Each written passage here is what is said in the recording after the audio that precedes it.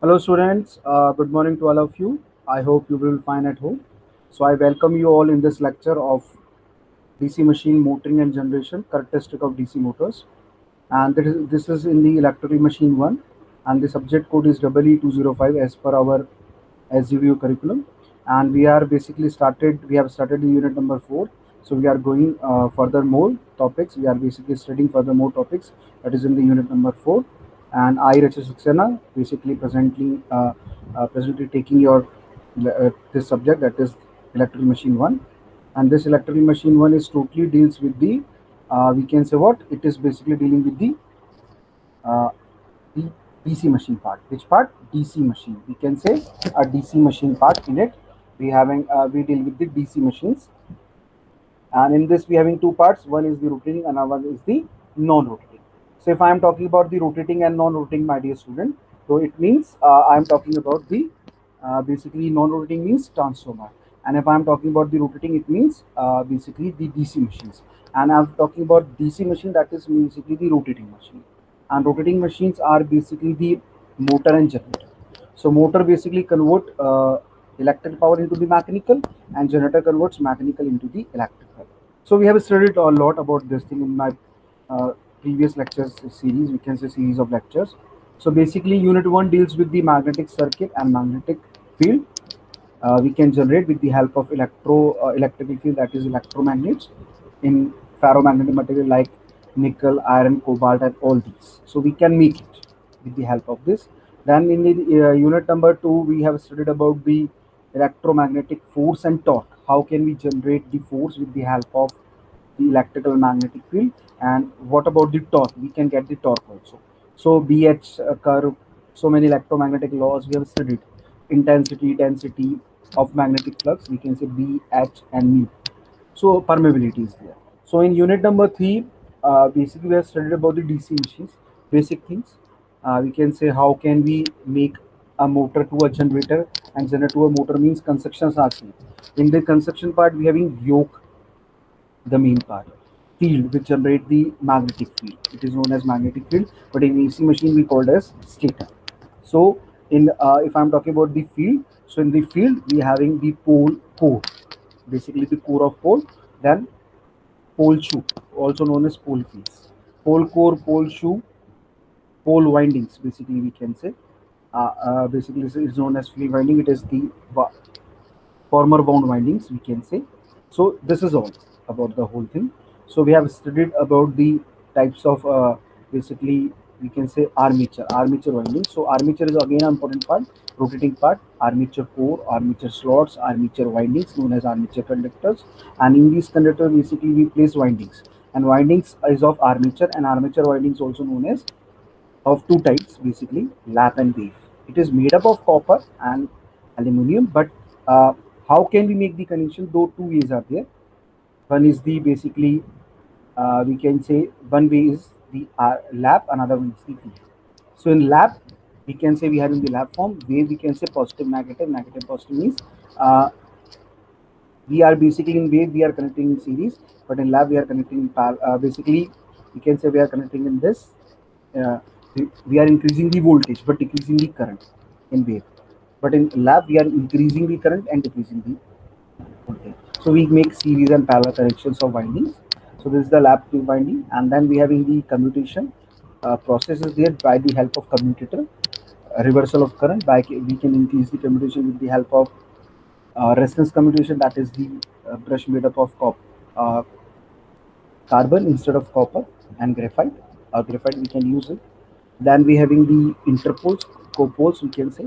Then after the commutation we having a brush which carries the current from commutator to the terminals, and we need all these things both in generator and motor, because the principles are different but the construction is same. Working are different but the construction is same. Laws are different but the construction is same. Okay, then we having the armature reaction. We can basically decrease the armature reaction, eliminate or reduce the armature reaction with the help of what? With the help of interpoles and compensating winding. So I hope you understand this thing.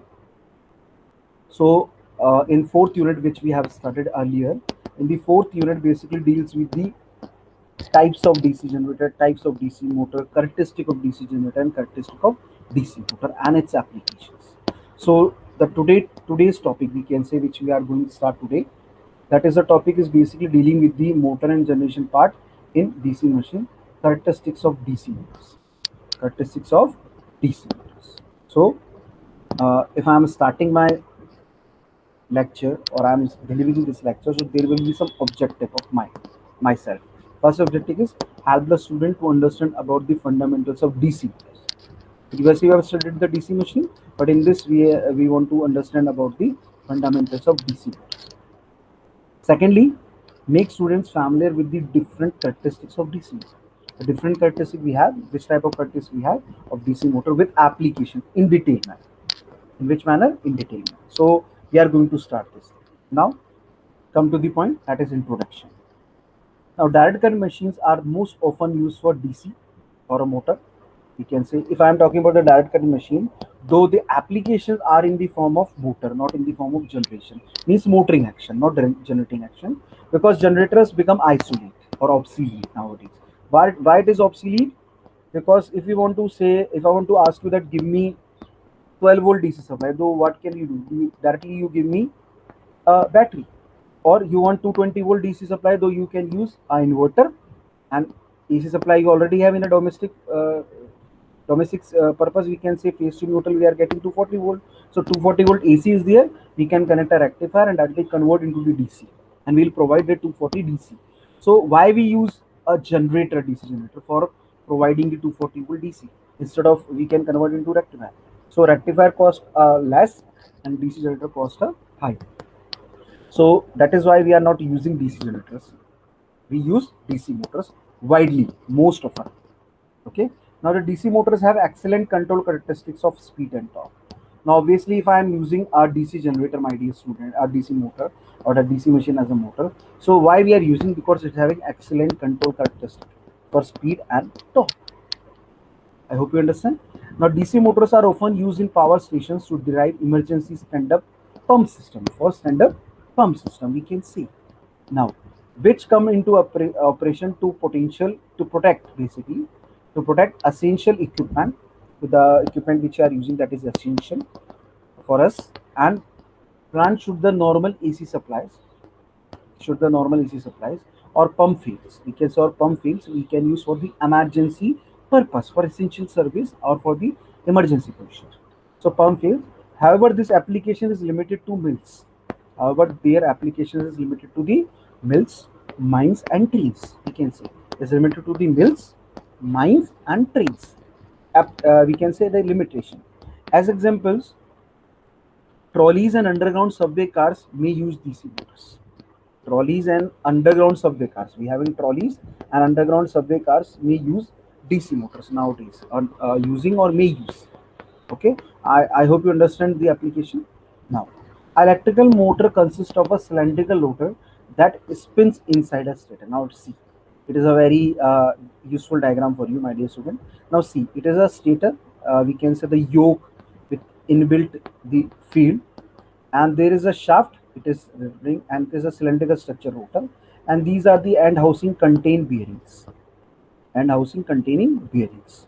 So we can say we combine these all. So electrical motor consists of a cylindrical rotor that spins inside a stator.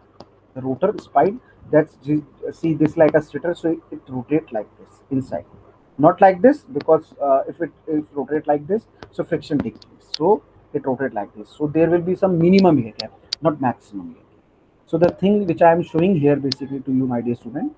So an electrical motor consists of cylindrical rotor. This one spins inside a stator. So here it rotates. In this it rotates. This is the rotor stator having the field, magnetic field. This rotor rotates and cut that magnetic field, induce EMF in the generator. But in the motor, current carrying conductor plays in a magnetic field, it experiences a force and torque will apply and start rotate. And these are the end house containing bearings. So I hope you understand the basic. Okay, now a two-pole DC motor. How it look like this? A two-pole DC motor. Now see here. Here we having the flux line. Now this is the, we can say, a rotor or armature. This is the we can say a stator. Stator means field. The field is basically for producing, generating, creating, or inducing magnetic field, we can say. So why we are using field for and why I'm using the name magnetic field? I'm using the magnetic field name here for basically field for magnetic field. So magnetic field is there. Now we have these having the field windings placed in it. Here we can say inserting or out, cross and dot I am using. So inserting current is incoming and current is outgoing. So we can say like this, similar to your we can say the poles are also shown here. It is a two-pole motor. So it is north pole, it is south pole, and we place a winding on it. It is placing like this, and this is your armature. The spherical structure looking in a plan, it is a basically the armature, and again incoming and outgoing current shows here, and these showing the flux lines. This is the pole face, pole 2 we can say, and it is a basically flux lines represented by this arrow showing you the flux line, and this gap is showing you what? It is the air gap. It is what? It is a air gap. And here where current is flowing in the dot and cross manner means incoming and outgoing, these are the armature conductors. What are they basically? These are the armature conductor. And this whole the outer periphery we can say it is known as yoke. What is it? It is a yoke. And why we are using yoke? Yoke gives the mechanical supports to all components, and it carries the flux also because it is a air gap, so it carries the flux also. I hope you understand. So it is carrying a flux also. I hope you understand or not, my dear student. I hope you understand this thing. Now, here we apply the torque. Now, what happens in the motor working? Whenever there is a current carrying conductor, now I'm showing circular, that is the current carrying conductor, plays in a magnetic field. So the flux or the magnetic field is generated by the poles, that is field pole. So with the help of these pole, we having the flux line. These are the flux lines, and we place rotor, that is the armature within it. So what happens? Whenever there is a current carrying conductor plays in a magnetic field. So this is the current carrying conductor, that is your rotor armature is basically the current carrying. So this is current carrying conductor plays in a magnetic field. So what happens? It experiences a force. This torque, this basically the rotor carries the it carries the current, and due to the magnetic field interaction, which is imposed by the field, what happens? The force takes place, and that force is known as electromagnetic force. And if force is applying like this, so it is moving from here to here, this one. So that is the initial to final position means displacement. So force is applying and displacement is there. So we can say F cross D, and F cross D is what? Torque. So torque is applying. Due to this torque, it will start rotate. So this rotor start rotate. So I hope you understand. Now moving forward, now see here. It is a 4-pole DC motor. Now previous one is the 2-pole DC motor. In this we are having 4 poles. See, north pole, north pole. 2 poles, south pole, south pole, 2 poles. So we can say north and south, 1 pole, north and south, 1 pole in a magnet. We can say 2 poles in a magnet. So we are using 4 magnet. We can say 2 magnets having 4 poles. So we are making a magnet here. It is showing you the basically the armature. This arrow shows you the torque. This arrow shows you what? A torque. So I hope you understand the working of the DC machine or DC motor. Now moving forward. Now how rotor assembly take place in a DC motor? How take place? Now here rotor assembly of a DC motor. Now see, this is your shaft basically. We can say a rod structure, and these are the commutator bars, and we placing the brushes on it. Why we are placing the brushes on it? Because I'll explain it. Okay. Now before before just look this diagram, look into this diagram. We basically having the armature, and this armature having the core, and in this core we having the slots. What we having? We having the slots. So in these slots, the armature conductors in the slot or on the rotor. We having these slots, conductors in a slot on a rotor, and this iron is the laminated core. What is it? It is the laminated core. So here this is the external armature terminal. Now what happens, my dear student?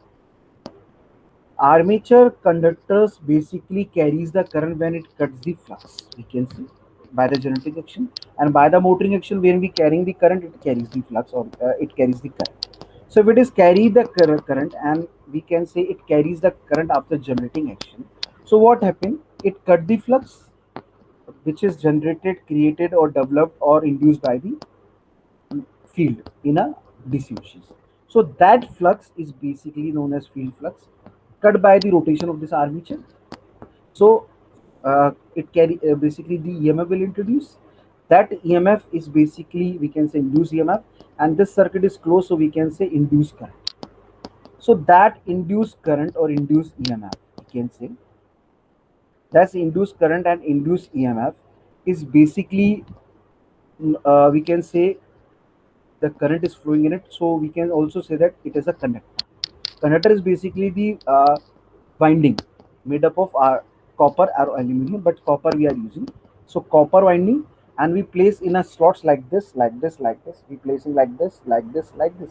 So what it behaving like? It behaving like a conductor. So one turn consists of two conductors.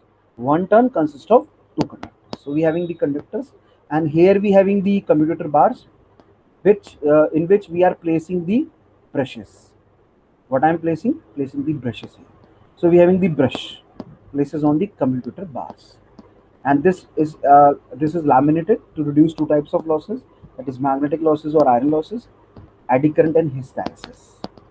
Okay, so I hope you understand. For lamination we can reduce only eddy current, but we introduce the proper cross section. We having the proper cross section and silicon contains steel sheets, then we can basically reduce or eliminate the hysteresis loss due to the BH curve, reversal of magnetism. So I hope you understand. Okay, now moving forward, this is the brush DC motor. Now basically in this, why I am placing the brush here, that the current is carries by the conductors of armature, that is armature conductor, is basically having the two laws, having the two direction law. One is the Fleming right hand rule, and another one is the Fleming left hand rule. Now see, if I'm moving like a generator, so it rotate like this clockwise. And if I'm placing a motor here, so though it moving like this, so anti-clockwise, clockwise direction. Now see, the current is the middle finger like this. So this is the current, so it is moving like this in the both cases. Now see, entering and leaving. So it is bidirectional current. Which current? Bidirectional current. So what I have to do? I have to convert this bidirectional current into unidirectional. So I need a equipment, component, element, or we can say part of a system, is basically known as commutator.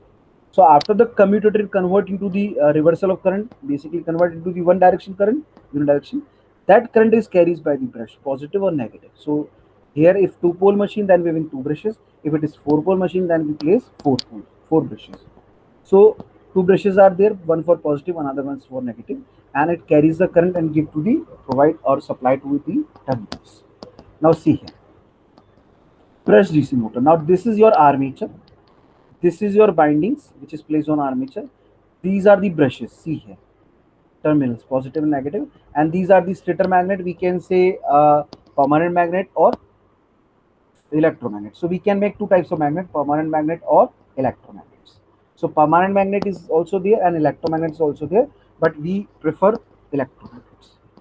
Okay, so brush DC motor is there. This is your armature, this is your stator, these are the stator magnets. We have in the winding, brushes and terminals, and commutator is there. This one is commutator on which the brush is placed. Basically we place brush on it. I hope you understand. Now moving forward, principle of operation. Now how it works. So DC motor converts energy DC into mechanical energy, means electrical energy DC into mechanical energy, means I'm converting the basically power, energy, current, voltage into torque, rotation, revolution, speed, that is mechanical. So its construction is similar to DC generator. As I earlier told you, a DC motor works on the principle that whenever a current carrying conductor is placed in a magnetic field, it experiences a force.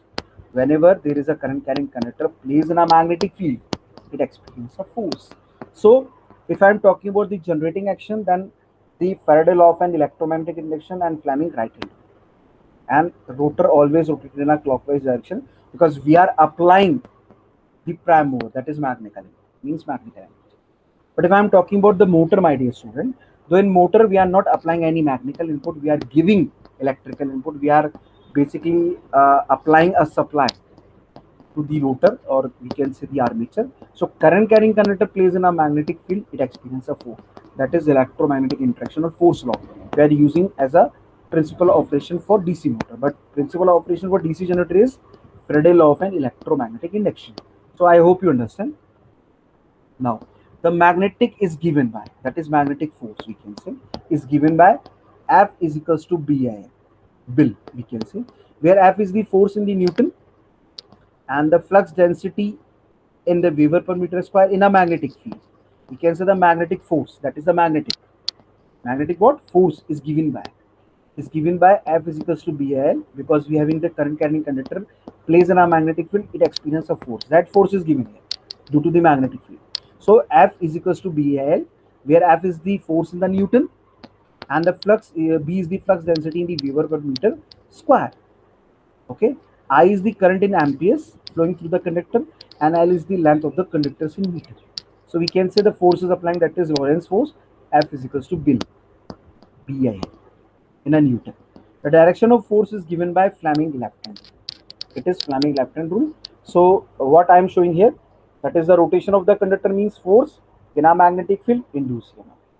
Force is due to the conductor is moving, rotation. This force applied in a magnetic field induced. So that is the Fleming left hand. Now, Fleming left hand rule or motor rule we can represent like this. Now see here, it is showing like this. See here, this the middle finger showing you the current I, and the thumb is showing you the force. The basically index finger is showing you the magnetic flux or field, and the middle finger is showing you the current. This one.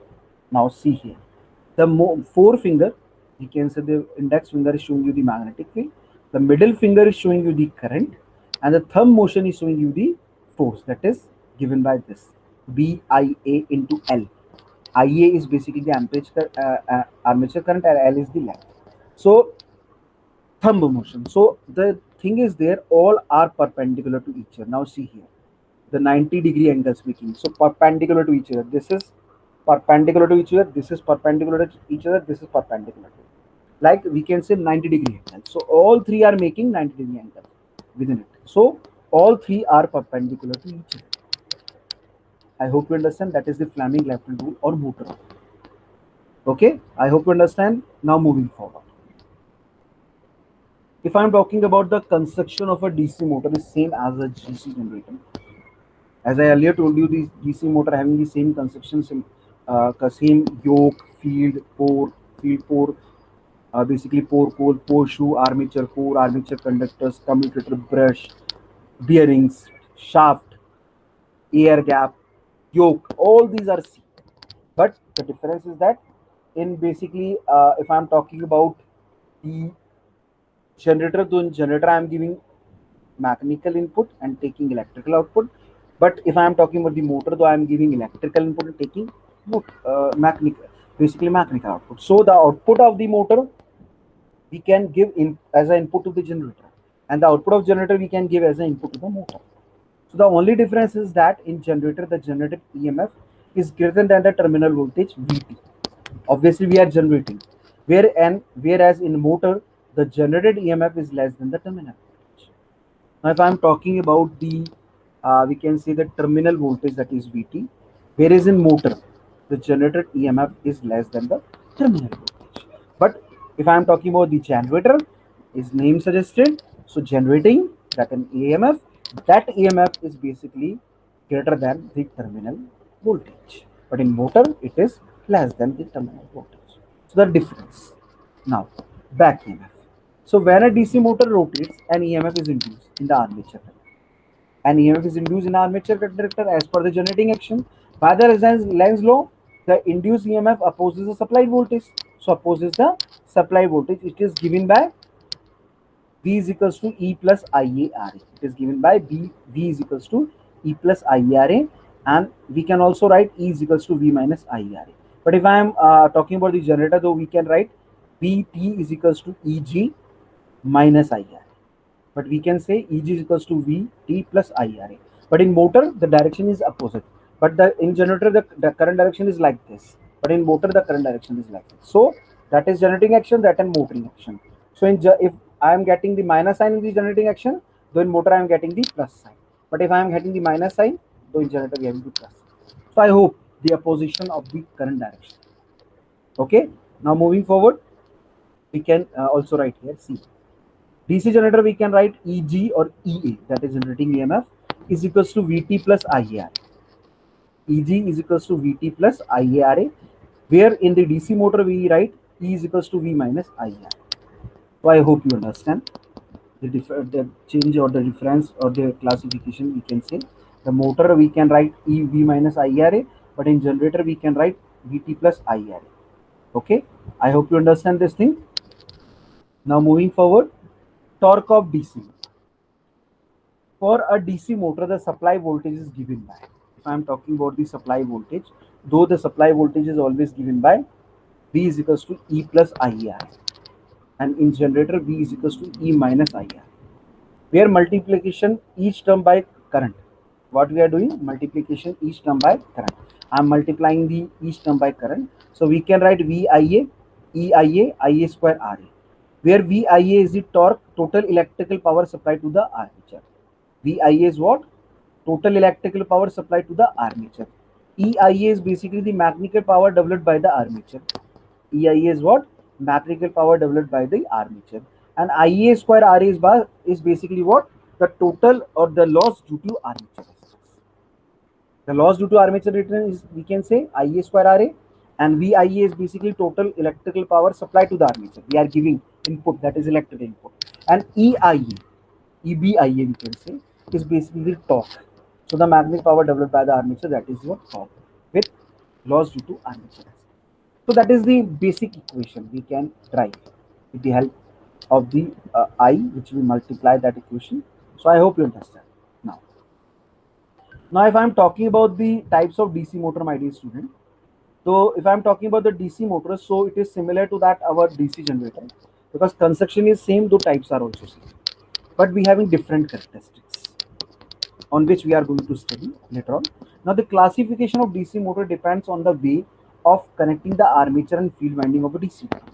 Now how can we connect the armature with the field winding of a DC motor? So these basically divide into we can say three categories. First is the separately excited, that is similar to your DC generator. So I am not taking that one, that is the unique construction. Unique means we are not connecting with the armature. So I am taking the types of DC motor in which we are connecting the armature winding, we are connecting the field winding with the armature, either in the series form, either in the shunt form, parallel form, either in the both forms, shunt and series. So DC shunt motor is there, DC series motor is there, and DC compound motor is there, in which we are having the short shunt compound and long shunt compound. If I am talking about the short shunt compound, that is again cumulative compound or differential compound. And if I am talking about the long shunt compound, again we are having cumulative compound motor and differential compound. So we can say both. So similar to that, our DC generator, in DC motor we having the same construction. We can say we having the same construction. Same construction means we can say shunt motor, series motor, and compound motor. Now torque and speed equation of DC shunt motor, which we have also derived in my previous lecture, that is the simple equation. As we have seen for DC motor, that is the torque is proportional to phi Ia. Why I am writing, my dear student, phi Ia? Because whenever there is a current carrying conductor placed in a magnetic field, it experiences a force. If it is experiencing a force due to which? Magnetic field. So magnetic field is the flux and the current is I. So electromagnetic effect, we can say interaction. So in electromagnetic interaction, we can say phi is the magnetic field, I is the armature current. So if I am multiplying these two, we'll get the torque. We are getting the torque. So torque is proportional to the multiplication of the magnetic field and the current field. So current is representing, the electrical field is representing the current, and the magnetic field is representing by the flux. But for the DC shunt motor, phi is proportional to ISH. We can say, okay. So and ISH is constant. ISH is what? Constant. Thus, phi is also constant. So torque in DC shunt motor is I always, not phi will be getting. Phi will proportional to I, but what happens? ISH is constant, because we make constant, we making the higher resistance, so less current will flow, so the flux will remain constant. So we can write for DC shunt motor, we can write torque is proportional to Ia. But if I am talking about the series, though it is proportional, it is not constant. So for we can say phi is proportional to Ia, we can write torque is proportional to Ia square in series motor. But in DC shunt motor, it is only phi. It is not only the I.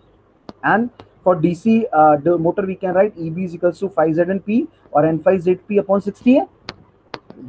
There we have already derived the EMF that is known as back EMF in motor and generating EMF in the generator. So that is phi Z and P by 60A or N phi Z by 60A. So we can write Z conductors, armature conductor is Z. So they may be the constant because we have already made it. Poles are also constant, we are not changing it. A is also constant, the parallel path of the slots of armature. Phi is also fixed and 60 are the constants.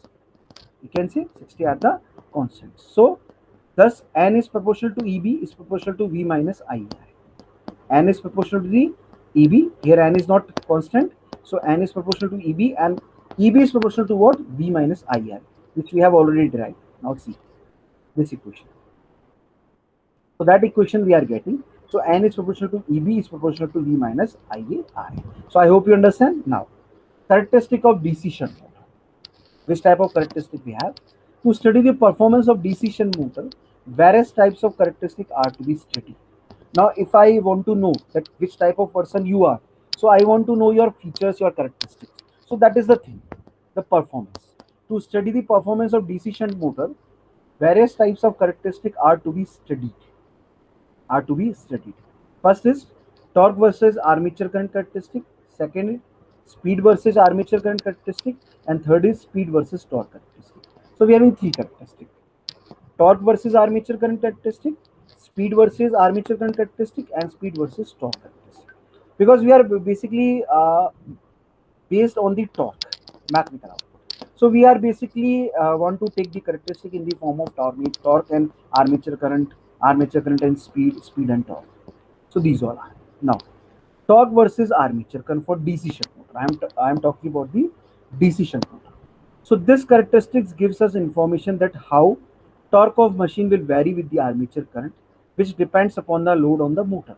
So as I earlier told you, shunt motor, in shunt motor, torque is proportional to phi Ia, but phi is proportional to Ia and phi is constant in a shunt motor.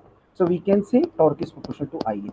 Though which type of characteristic we can find? A linear characteristic. When torque is 1, Ia is 1. When Ia is 2, torque is 2. When Ia is 3, torque is 3. When torque is 8, Ia is 8. So similar to that. Torque is on the y-axis and current is on the x-axis. So we can represent it with the help of a straight line. That is the torque equation. Or we can say the torque and armature characteristic in DC shunt motor. So I hope you understand. Now second, speed versus armature current. Now the back EMF of DC motor is EB is equals to N phi ZP upon A60, or we can also write V minus IARA. So we can represent this equation, though we are getting V minus IARA upon 5PZ into 60A, and we are also say that K, I am representing K for the constants. So V minus IARA upon phi. So N is inversely proportional to the phi. We can say N is inversely proportional to the phi. So we can say what? Where K is equals to 60A by ZP and it is constant. I am representing here. In DC shunt motor, when supply V is kept constant, the shunt field current and hence flux per pole also be constant. Also be what? Constant. So it is not having the line, we are having the straight line on the speed. Therefore, shunt motor is considered as a constant speed motor. So we are getting a straight line. But there will be some changes. So we are making some dropping characteristic. Not a straight line characteristic. Some drop will be there, but it is a constant, so straight line we are finding in a DC shunt motor. I hope you understand. Now moving forward, for the above two characteristics of DC shunt motor, the torque developed and the speed at various armature current of DC shunt motor may be noted. We can derive it, note it, because we are having the furthermore characteristic before. If these values are plotted, we can say if I am plotting these values, so these values are plotted, the graph representing the variation of speed with torque developed. Representing the variation of the speed with torque developed is obtained with the help of this. This curve resembles the speed versus current characteristic as the torque is directly proportional to the armature current. So we are getting the another torque versus speed. So we are getting another constant line. We are driving from above two characteristic. We can drive it because it is torque and speed characteristic. So we having the relation here. Okay. So torque is proportional to phi ia. So we are getting the same characteristic. Again, some dropping is there due to the practical consideration. So these are the three characteristics. First, we having the torque versus armature current. Second, we having the speed versus armature current. Third, we having the speed versus torque. So these are the three characteristics of DC shunt motor. Now moving forward, application of DC shunt motor. Now what are the applications? Why we use DC shunt motor instead of DC series and all these? So DC shunt motors are constant speed motors, also known as, hence used in application requiring constant speed. Where we are using these, my dear student, requiring constant speed. So lathe in drill. So lathe machine we are using DC shunt motor. In drill we use DC shunt motor. Grinders we are using DC shunt motor. Blowers for the air pressure we are using DC shunt motors, and compressors we are using DC shunt motor. So these are the, we can say, 4 to 5 applications. So anyone ask you that where we are applying DC shunt motor, you can directly say lathe machine, drilling machine, grinders, blowers, compressor. All of these we are using in all of these we are using DC shunt motor. So I hope you understand the three characteristics and the application of DC shunt motor. Now moving forward, torque and speed equation of DC shunt motor. Why we are getting these speed equations and always time? Because now, if I'm talking about the shunt motor, then we have the torque equation same, but the considerations are different. In this, the we can say about the DC series motor. So the torque and speed equation of the DC series motor are, as we seen of DC motor, torque is always proportional to phi Ia. We have already discussed this thing. But for DC series motor, IF is equals to Ia because we are connecting in series. So we can say thus phi is proportional to Ia. So the torque in DC series motors will become torque is proportional to Ia square or phi square. So we are writing torque is proportional to Ia square. One relationship we are getting. For DC motor, we having the back EMF, that is N phi Zp upon A60, where all our Zpa are the constants. So we can write like this: N is inversely proportional to phi or is proportional to Eb upon phi. We are getting from here. Ra plus Rs and all this. So we can say Ia is equals to Is. Series current is equals to the armature current. So we are getting this characteristic. Now moving forward, characteristics of DC series motor. Now, my dear student, if I am talking about the characteristics of DC series motor, the characteristics of DC series motor having same thing, means same characteristic we have as compared to DC shunt motor. But in this basically, it is DC series motor, though the equations are different. In the we can say DC shunt motor, we have in the equation that is torque is proportional to Ia, but here torque is proportional to Ia square. So the characteristic which we find or which we found is different from it. Okay, now to study the performance on again DC series motor, various types of characteristics are to be studied. Why we are studying the characteristic? Why we want to know characteristic? Because I want to know the features or characteristic of that person or that motor. So that is the types of characteristic are to be studied. First is torque versus armature current characteristic. Second is speed versus armature current characteristic. Third is speed versus torque characteristics. So I am having torque versus armature current characteristics. Secondly, I am having speed versus armature current characteristic. Third, I am having speed versus torque characteristic. Similar to that, your DC shunt motor. Now moving forward, torque versus armature current. Now, if I am talking about the DC series motor, my dear student, the torque developed in any DC motor is torque is proportional to phi I. Torque is proportional to phi I. In case of DC series motor, as field current is equal to the armature current, because we connect field winding.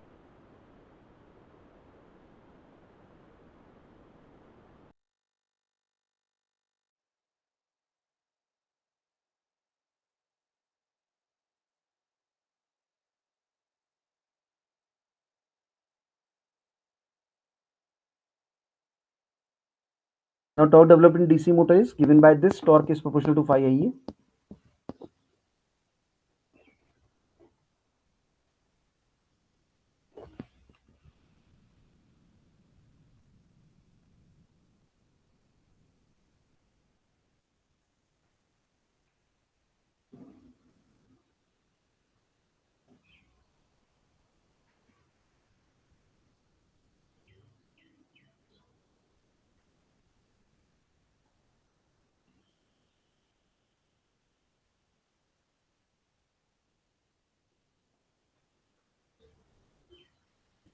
So I'm getting this thing, my dear student. Okay, now it is visible to you all, I think so.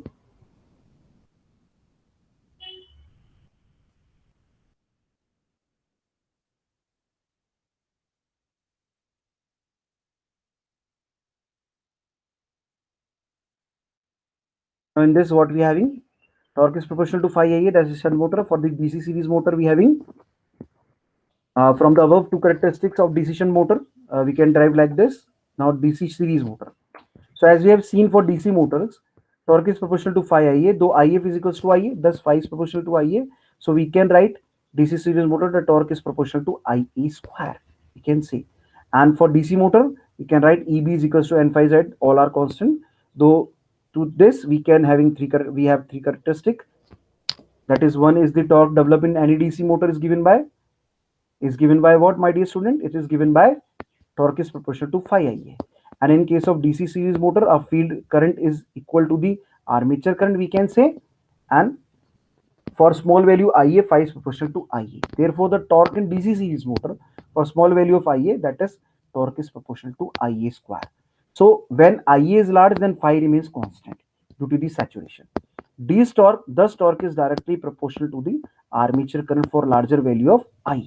So we can say torque is proportional to I in higher value.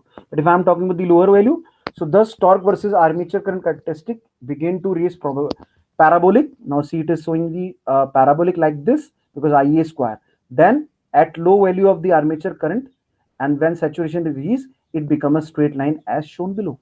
It is becoming like a straight line as shown below. So I hope you understand. This is the first part we are getting, and we can say the second part is the torque A is proportional to Ia, we are getting. Okay, so this is basically a straight line representing, but before this we having the saturation occurs here. The basically this is a parabolic, and after the saturation we having the straight line representing here. I think so you have understand parabolic, then straight line when increases. Now next, the speed versus armature current is given here. N is equals to kV minus IR upon phi. When supply voltage V is kept constant, speed of the motor will be inversely proportional to the flux. As we all know, in DC series motor, field exciting current is equal to the armature current, which is nothing but a load current. Therefore, at light load, when saturation is not attained, flux will be proportional to the armature current, and hence speed will be inversely proportional. It is shown like this. So to armature current, hence speed and armature current characteristics hyperbolic, because here we are having the phi, and phi is basically proportional to Ia. So N is proportional to, or inversely N is proportional to phi Ia, but here I am torque is proportional to phi Ia, but N is proportional to inversely proportional to phi. So we can say N is inversely proportional to phi. So I am getting the hyperbolic. Now see the characteristic. Now see, it is increasing, it is decreasing. This is increasing, this is decreasing. Now see, Ia is increasing, speed is decreasing, but Ia decreasing, speed is increasing. So that is the rectangular hyperbola, we can say. So as the load increases, the armature current increases and the field gets saturated. Once the field gets saturated, flux will become constant, irrespective of increase in armature current, we can see. Therefore, at heavy load, the speed of the DC series motor remains constant. The type of DC series motor has higher starting torque. Which type of torque? Higher starting torque I am having. So see here, it is the speed we having, and it is we having the armature current Ia. So speed is on the y-axis and armature current is on the x-axis. So we having the speed, that is the hyperbola characteristic, we can say. Here we having the hyperbolic curve up to this. This is the explanation why we are getting. Okay, now see, speed versus torque. As I know, we can derive by the 1 and 2 equation, we can also derive the torque and speed characteristic. We have the previous characteristic, that is basically the armature current and speed. So we are getting the same characteristic. So the speed versus torque characteristics of DC series motor will be similar to that speed versus armature characteristic. It will be rectangular hyperbola as shown in figure. It is also showing like this rectangular hyperbola. Here I am showing you the rectangular hyperbola. So I hope you understand this thing. It is again y-axis I am showing speed, and on x-axis I am showing you the torque. So I hope you understand about the characteristics. Now applications. Now if I am talking about the application of the DC series motor, so these motors are useful in application where starting torque required is high. We are needing high static torque. So proportional of I current square. So and quick acceleration like traction. We use in a electric traction. Hoist and lifts. Hoisting and lifts we can use it. Cranes we use it. Rolling mills and in conveyors belt or conveyors. So these are the applications. But if I am talking about the DC shunt motor, so the applications are drilling. All these we have discussed. Previously I told you about this thing. So these are the applications of DC shunt motor: lathe, drilling, grinders, blowers, and compressor. Now moving forward, DC compound motor. So in DC compound motor has two fields winding, one connected in parallel with the armature and other connected in series with it. There are two types of compound motor connections. One is short shunt connection, another one is the long shunt connection. So if I am talking about the short shunt connection and long shunt connection, now see here. To study the performance of DC compound motor, various types of characteristics are to be studied. Again, torque versus armature, speed versus armature, and speed versus torque. So these are the characteristics. So torque versus armature current and speed versus armature characteristic of DC compound motor. So this is for the differential compound, shunt motor, and series. We can combine it. Cumulative compound. Here we have the torque characteristics. Here we have the speed, current and speed and torque. Here we have the armature current. So I am getting this characteristic of differential compound. I am getting with the combination of shunt and series both, my dear student. This is very simple. I am combining it and getting the equation, getting the characteristic. Here I am getting the again the torque characteristic. Here I am getting the speed characteristic. Now speed versus torque characteristics are compared with the that of shunt motor, it is of series. Then I am getting the differential compound and cumulative compound. So we are getting with the previous characteristic. I am getting this. So I hope you understand, my dear student. These are the characteristics. Now moving forward, applications. Now the cumulative compound motors, these motors have high starting torque. They can be operated even at no loads as they run at moderate speed at no load. Hence cumulative compound motors are used for the following applications: elevators, rolling mills, punches, shears and panels. We can use all these for all these purposes: elevators, rolling mills, punches, shears and plants. Okay, so these are the applications. Now these all we have already studied all these things, characteristic applications. Now some multiple choice questions related to this. Which DC motor is generally preferred for cranes and hoists? So a series motor. I already told you this thing, cranes and hoists. So which of the following motor has poorest speed regulation? Again, we can say DC series motor because torque is high but regulation is low. Buses, trains, trolley, hoists, cranes make use of DC series motor because it provides low starting torque, it cost efficient, provide high starting torque. Obviously, it provides you the high starting torque. I have discussed you earlier in this lecture. Now, DC motor is to drive a load which is having certain minimum value for most of the time and some peak value for the short duration. We will select the which motor, that is series motor. Which DC motor has got maximum self-relieving property? Again, series motor. Torque is higher. Which motor should not be started at or no load? DC series motor, DC shunt motor, synchronous motor, induction motor. So basically last two motors don't have in DC. So series motor or shunt motor, the option is series motor. A. Which of the following is the current equation for?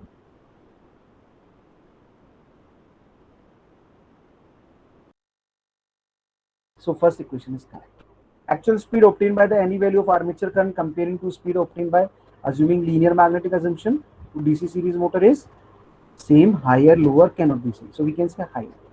Torque of the torque of DC series motor, we can say the torque of the DC series motor is directly proportional to the square of armature current.